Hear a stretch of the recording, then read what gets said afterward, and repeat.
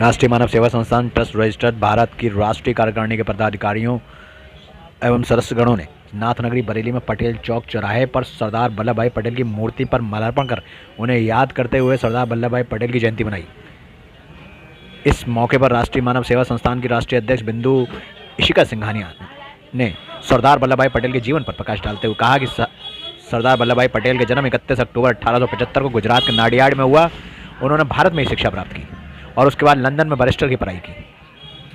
वे भारतीय कांग्रेस के वरिष्ठ नेता थे और महात्मा गांधी के सिद्धांतों पर से बहुत प्रभावित थे।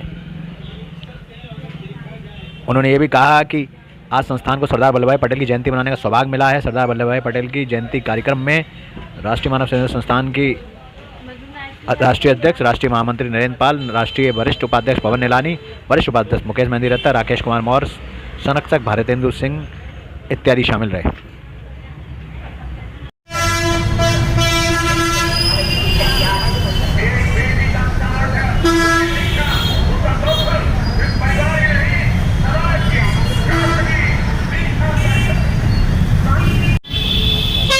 जी मैडम, क्या नाम है आपका?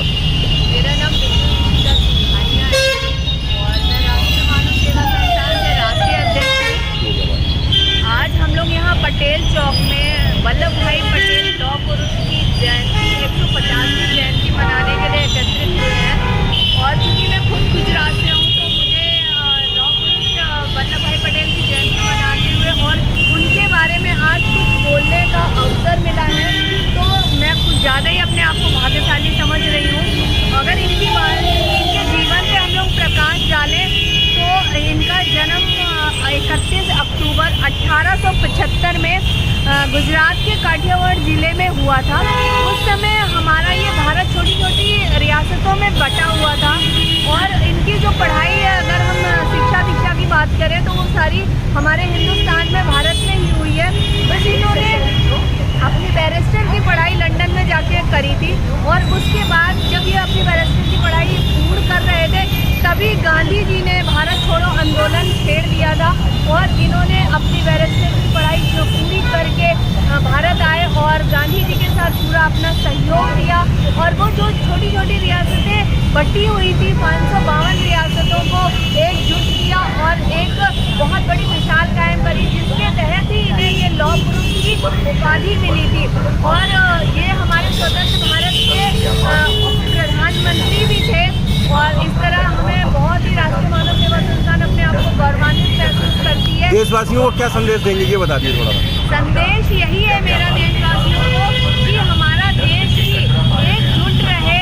अगर हम कहीं लगता है कि बंट रहे हो तो हमें एकजुटता बनानी चाहिए ताकि हमारी भारत की अखंडता बनी रहे। जय हिंद, जय भारत। क्या नाम है आपका? पवन नीलानी में वरिष्ठ उपाध्यक्ष। जी, आज क्या कार्यक्रम कर रहे हैं आप? यहाँ क्यों आए हुए हैं? यहाँ पे हमारे सरदार वल्लभ भाई पटेल 150वां जन्मदिन मना रहे हैं। हम अपने राष्ट्रीय मानव सेवा संस्थान के द्वारा यहाँ पे एकत्रित हुए और आज उनके जन्मदिन पर सभी देशवासियों को हार्दिक शुभकामनाएं, बधाई देते हैं।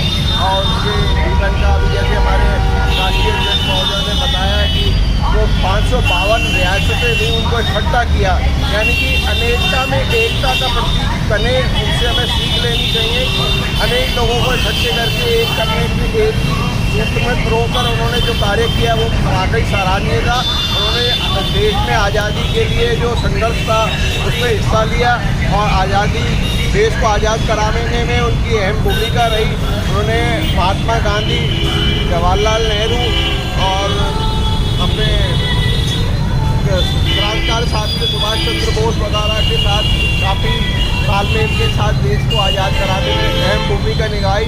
और एक बार मैं पुण्य सभी देशवासियों को इस अवसर पर हार्दिक शुभकामनाएं व बधाई देता हूँ। जय हिंद, जय भारत। आप क्या कर रहे हैं बताइए? ये मेरा नाम नरेंद्र पाल है। मैं राष्ट्रीय मानव सेवा संस्थान से राष्ट्रीय महामंत्री हूँ।